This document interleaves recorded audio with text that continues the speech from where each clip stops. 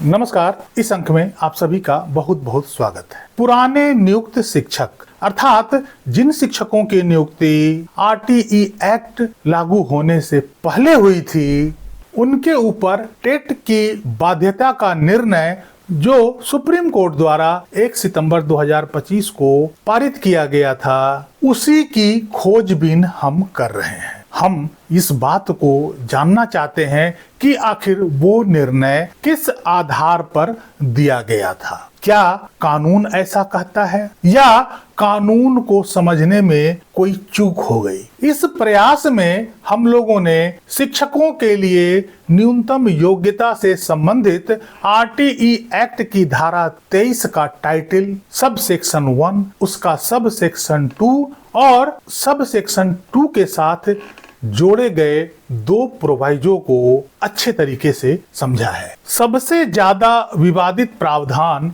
2017 के अमेंडमेंट को समझा जा रहा था, जिसे प्रोवाइजो 2 के तौर पर सब सेक्शन 2 के साथ जोड़ा गया। इसे जब हमने बारीकी से समझने का प्रयास किया तो इसमें पुराने नियुक्त शिक्षकों के ऊपर टीईटी की बाध्यता के संबंध में कुछ नहीं कहा गया है। यदि इस अमेंडमेंट को सेपरेटली पढ़ेंगे अर्थात स्वतंत्र रूप से पढ़ेंगे तो आपको थोड़ा कंफ्यूजन हो सकता है, थोड़ी शंका हो सकती है। लेकिन चूंकि यह एक प्रोवाइजो है और सब सेक्शन 2 का प्रोवाइजो है, तो इसे हम स्वतंत्र रूप से नहीं पढ़ सकते हैं। इसे जब भी हम पढ़ेंगे तो सब सेक्शन 2 के संदर्भ में ही पढ़ेंगे, क्योंकि प्रोवाइजो का कोई अपना स्वतंत्र वजूद नहीं होता है। इसलिए इस प्रोवाइजो को हम सब सेक्शन 2 के साथ मिलाकर, उसके साथ जोड़कर ही पढ़ सकते हैं। और जब हम इस प्रोवाइजो को सब सेक्शन 2 के साथ जोड़कर मिलाकर पढ़ते हैं और समझने का प्रयास करते हैं तो स्थिति बिल्कुल साफ हो जाती है कि यह प्रोवाइजो भी पुराने नियुक्त शिक्षकों को टेट की बाध्यता के बारे में कुछ नहीं कहता है। अर्थात कुल मिलाकर हम यह कहें कि आरटीई एक्ट की धारा 23 का सब सेक्शन 1, सब सेक्शन 2 और दोनों प्रोवाइजो पुराने नियुक्त शिक्षकों के लिए टेट की बाध्यता के संबंध में कुछ नहीं कहता है। यदि 2017 के संशोधन का उद्देश्य ऐसा होता कि सभी सेवारत शिक्षकों के लिए टेट को जरूरी बना दिया गया होता, तो उसी वक्त शिक्षा मंत्रालय या एनसीटीई सभी राज्य सरकारों को सूचित अवश्य करती, इसका नोटिफिकेशन अवश्य दिया जाता और राज्य सरकारें फिर इस सूचना को सभी स्कूलों में भेजते या सभी शिक्षकों के पास पहुंचाता। लेकिन ऐसा कुछ नहीं हुआ।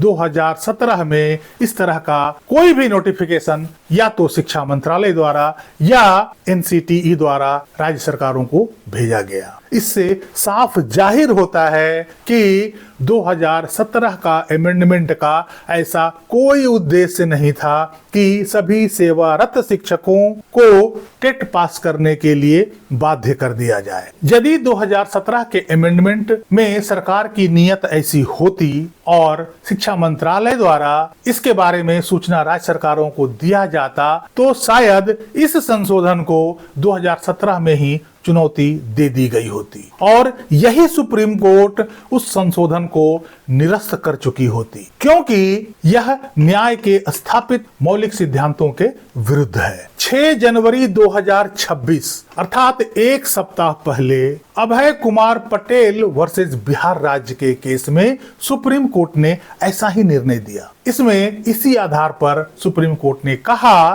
कि खेल के बीच में नियमों में बदलाव नहीं किया जा सकता है और बिहार सरकार को इस निर्णय से जबरदस्त झटका दिया है और इसी आधार पर याचिकाकर्ता अभ्यर्थियों को सुप्रीम कोर्ट ने राहत दी है। हालांकि इस केस का डिटेल वीडियो मैं बाद में बनाऊंगा और उसमें विस्तार से सारी बातें बताऊंगा। तो क्या कानून को समझने में माननीय सुप्रीम कोर्ट से कोई चूक हुई है, कोई मिस्टेक हो गया है? क्या सुप्रीम कोर्ट को न्याय के इस स्थापित सिद्धांत का पता नहीं था, और यदि पता था तो जब कानून में ये बातें गलत लग रही थी तो सुप्रीम कोर्ट ने उस पर एक्शन क्यों नहीं लिया? सुप्रीम कोर्ट तो सुप्रीम है, सुप्रीम कोर्ट के पास अनलिमिटेड असीमित पावर है। भारत के संविधान के आर्टिकल 142 में सुप्रीम कोर्ट न्याय को स्थापित करने के लिए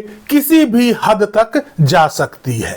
आखिर सुप्रीम कोर्ट को जब ऐसा लग रहा था कि यह कानून न्याय के स्थापित सिद्धांतों के विरुद्ध है, तो उसने न्याय को स्थापित करने के लिए आर्टिकल 142 का सहारा क्यों नहीं लिया, या भारत सरकार से इसके बारे में स्पष्टीकरण क्यों नहीं मांगा गया, और आखिर इस निर्णय को इतना जल्दबाजी में क्यों सुना दिया गया? जो सुप्रीम कोर्ट आर्टिकल 142 का इस्तेमाल करते हुए राष्ट्रपति के शक्ति को भी सीमित कर देती है, आखिर उस सुप्रीम कोर्ट ने शिक्षकों के हित के बारे में क्यों नहीं सोचा? उसने क्यों नहीं सोचा कि यदि कोई भी कानून सभी शिक्षकों पर इस तरह के न्यूनतम योग्यता को हासिल करने के लिए बाध्य करता है तो वो न्याय के स्थापित सिद्धांतों के विरुद्ध है? और जब सुप्रीम कोर्ट को ऐसा लग रहा था तो सुप्रीम कोर्ट ने आखिर जल्दबाजी में फैसला क्यों दे दिया,